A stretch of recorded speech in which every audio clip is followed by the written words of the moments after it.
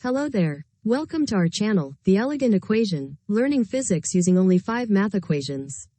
What you are about to view is a brief clip of one of the many physics lessons offered on this YouTube channel.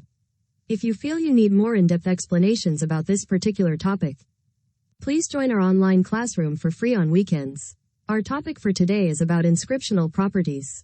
This is lesson 7 in our series, Learning Physics with Only 5 Basic Math Equations.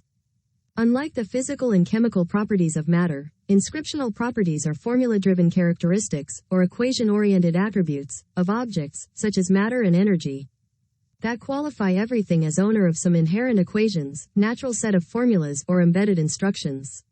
The first inscriptional property of an object is mass. Mass is the amount of material in an object.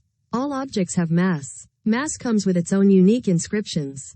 In this example, mass is inscripted based on its weight and gravity. The second inscriptional property of an object is volume. Volume is the amount of space an object occupies. All objects have volumes. In this example, length is the important component when calculating for volume. The third inscriptional property of an object is motion. Motion is a continuous change of position in reference to a relatively fixed point. When motion is calculated with regard to time, it is called speed. And with a particular direction, it is called velocity. All objects are in motion. The fourth inscriptional property of an object is temperature.